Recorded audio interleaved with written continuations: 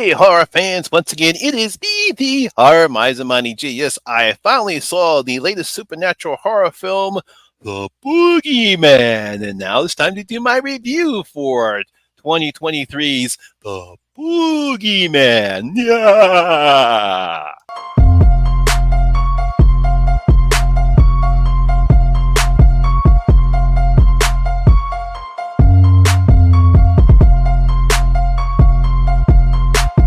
Don't fuck with them hoes. Now, The Boogeyman is a 2023 American supernatural horror film. Was directed by Rob Savage. It was written by Scott Beck, Brian Woods, and Mark Heyman. It is based upon the short story The Boogeyman by Stephen King. Now, the film stars Sophie Thatcher, Chris Messina, Vivian Lyra Blair, Marilyn Island, and Lisa Gay Hamilton. Now, in the film, still reeling from the tragic death of their mother, a teenage girl and her younger sister find themselves plagued by a sadistic presence in their house and struggling to get their grieving father to pay attention before it's too late. Come on, Pop, get to the rescue. Now, horror fans, I'm sure everyone remembers that during their childhood, parents would scare us into saying that the boogeyman would come and get us if we misbehave. You know, the boogeyman's coming to get you if you behave. One of those little stories parents used to tell their kids to make them behave. Now, I'm pretty sure at that age, the thought of having this nightmarish creature would scare plenty of children. Horror filmmakers would go on and make horror films about this mythical creature. Now, we had the 1980 slasher supernatural film, The Boogeyman, which was basically some type of supernatural film that was like a slasher film. Then we have the 2005 film that starred, I think, Barry Watson and Emily Deschanel. It was called The Boogeyman, along with its sequels, Boogeyman 2 and Boogeyman 3. I mean, even the WWE actually had a wrestler called the Boogeyman who would go on and eat worms and scare the other wrestlers. I actually liked that character. He was pretty funny. Now, it seems horror filmmakers can't get enough of making horror films about the monster in the closet premise, such as 2014's horror film The Babadook. Some of those, the Babadook is almost similar to the Boogeyman. So, film director Rod Savage, who gave us Host and Dashcam, brings us his entry into this subgenre, and it's based upon the Stephen King short story called The Boogeyman. Now we're introduced to the Harper family. We have Dr. Will, his daughter Sadie, and Sawyer, who are still grieving over the death of his wife and their mother from a tragic car accident. Now, a disturbed man named Lester Billings comes into Dr. Will's office, claims that an evil entity killed his children, but no one believes him. Oh, poor Lester. Unfortunately, after Lester is found dead hanging in the closet, both Sawyer and Sadie find themselves being haunted by the evil entity who has now latched himself to the Harpers. Now, can the sisters convince their father that the boogeyman is after them before he takes their lives? That's kind of what the film is about. Now, I didn't really give away anything because mostly all what I said in the premise happens in the trailer, so there's no real spoilers here.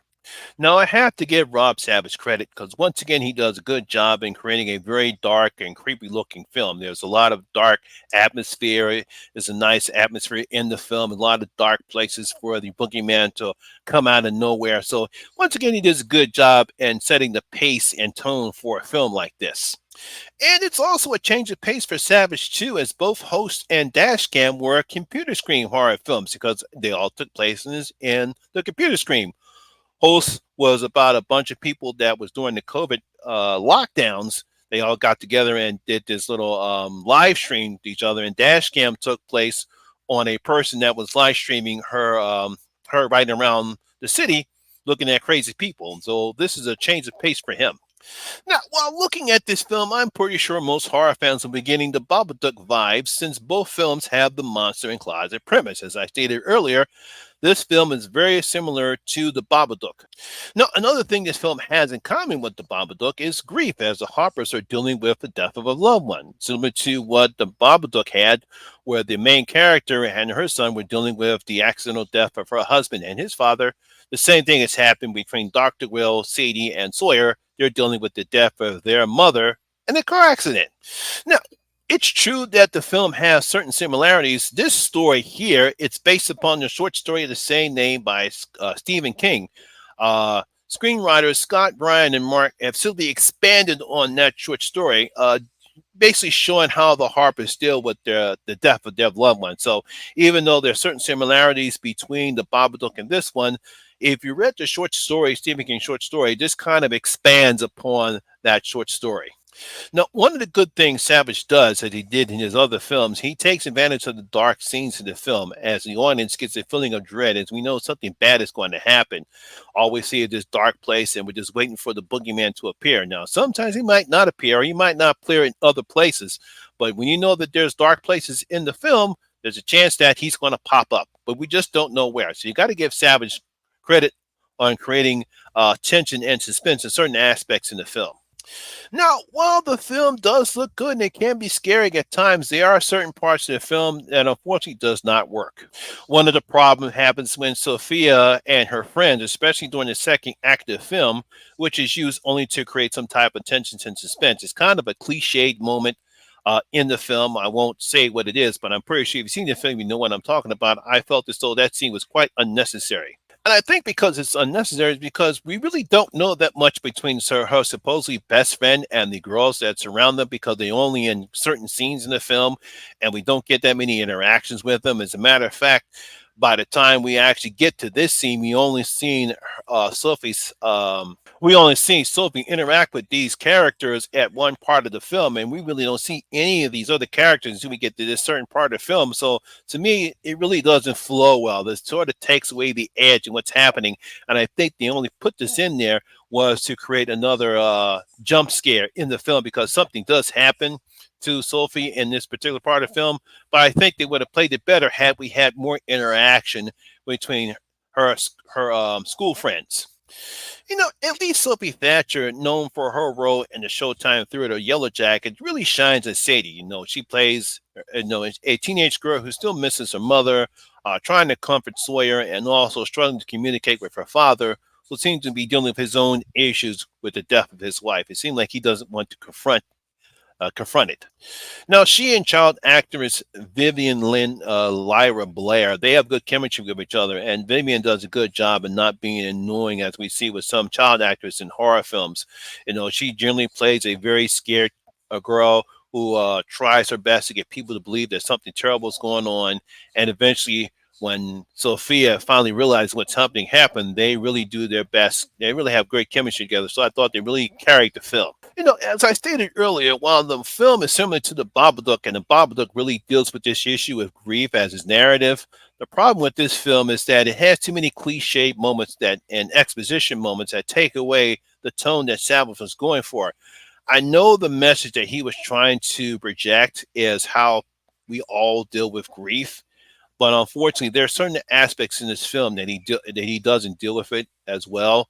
I mean, there's another part in the film that simply just uses exposition. I won't say what that is. To me, I understand why you do it, but I think it would have been better if he left that out, because sometimes not knowing what's happening is better. Now, I'm pretty sure people who hated Dashcam might enjoy this one because it will make up for that film. But I believe this was a missed opportunity for Rob Savage. So this could have been a very good adaptation of the Stephen King story, but too many misses here. It's not bad, but too many misses here. So I'm going to give The Boogeyman only 2 out of my 5 bloody gold coins. Like I said before, it's not a bad horror film. It's pretty well made. Some people might say it's a bit too dark. I heard some probably said the film was too dark at times. You couldn't really see anything, but I actually thought that really gave a great, nice effect of when we actually see the Boogeyman creature. Oh, by the way, I actually thought they did a nice design to Boogeyman. I liked the design. I wish we would have seen it a little bit more. And like I said, sometimes less is more. I really don't need that exposition scene that would happen. So I say close to the third act of the film. But overall, it's kind of a hit or miss for me. So there you have it, guys. That is my video and review of The Boogeyman. I hope you did enjoy it. And if you did, please give me a thumbs up, like, and share. We can really help out with that YouTube algorithm.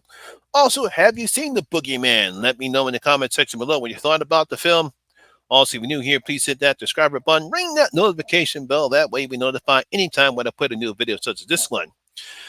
Just a little FYI, Kelly and I will be going on vacation tomorrow, so I will not be putting up any videos until we get back. So just want to say I'm going to see y'all take a look at pictures on my social media feeds. But once again, my name is Lamont Smith, better known as the Horror Miser Monty G, and always remember that horror rules. And I see you in my next video. That guy, stay safe out there.